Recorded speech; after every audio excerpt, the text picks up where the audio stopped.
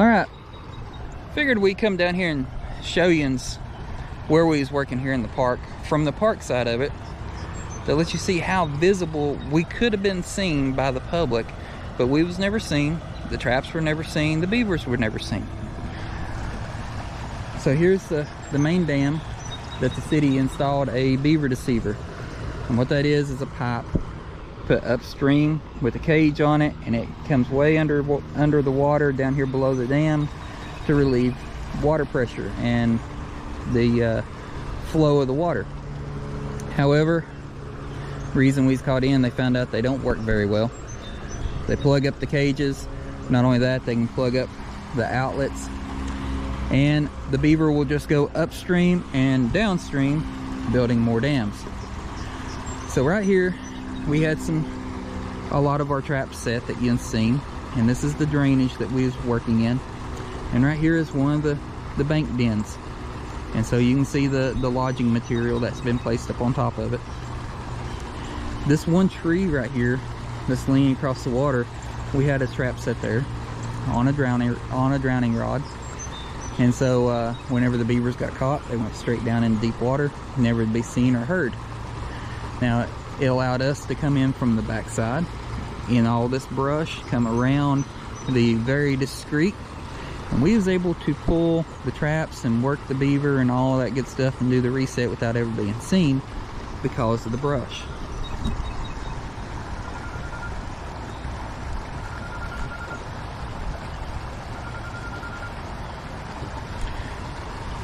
So back here in the back we have another dam with a crossover.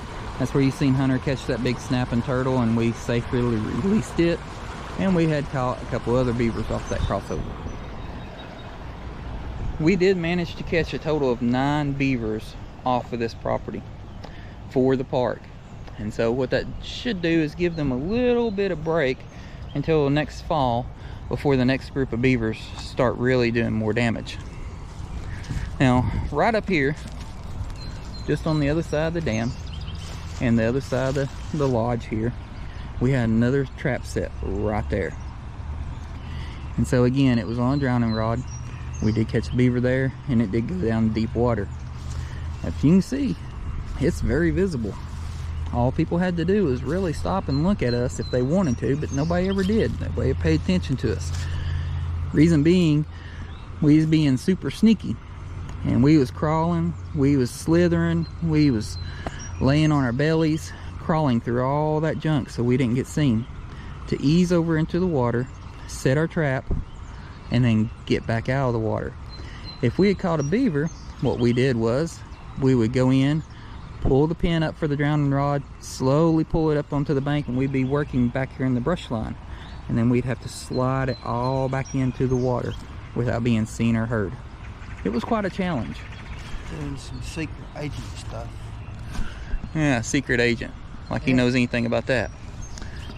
So A little bit. So this, all right, this is the very back of the park, and this is as far as we went to on the park property. Now we did go on over on some residential properties that gave us permission to work, and so that crawl out right there, we had one very big female, and so that female, she was pregnated, and she did have 4 fetuses inside of her. So that one beaver, we took out 5 for the park.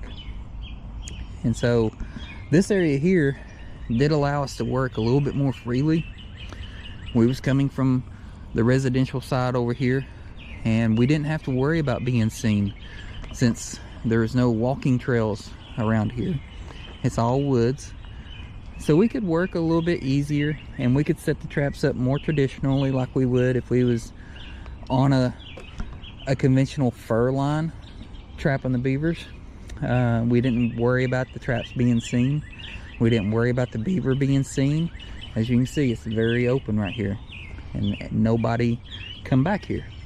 Nobody's seen it. So, but the beavers had that crawl out there, and they was going back here into the spring.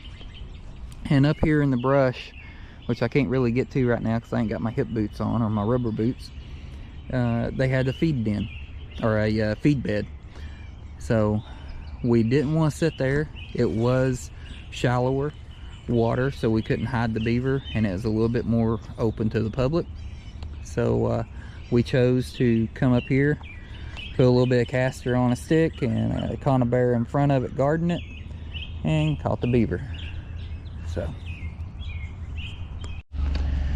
all right, here's another area we had set up under one of these little walking bridges, and we had the trap set again on drowning rod.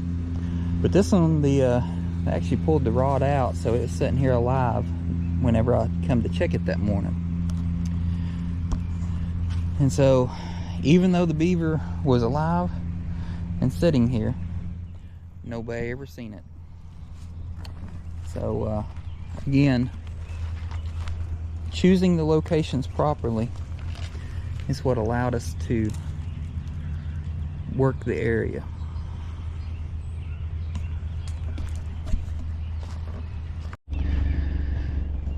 All right, right here's where we had a couple of other beavers caught. We had, well, one beaver caught. So the trap was under these two limbs. We had a conibear on each side.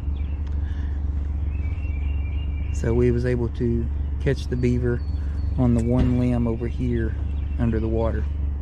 Again, nobody was able to see how we was working, but we was coming through the backside over there, working our way through this brush, crawling and easing down into the water, and people could actually walk by the trail, see us, or could see us if they wanted to. All we had to do was be still and they'd walk right on by.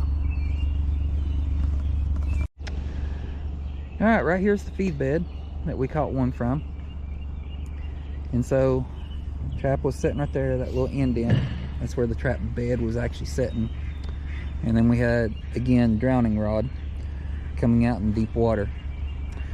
So whenever the beaver got caught, it was down deep, never to be seen. Again, we got plenty of bushes to hide with, and you actually was able to see me work this set and pull the beaver out of the creek early one morning, and had a jogger come by that never seen me. So it just shows that what we was doing was very effective with the way we was thinking our strategies and tactics out. It was more, it wasn't that one. All right, so right here is two more sets that we had.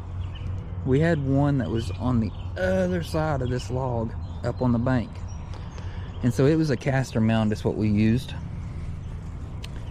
And so if you are walking down this trail, you really don't see it. There's a hole right there on the other side of that log up against the bank. That's where we had the trap set.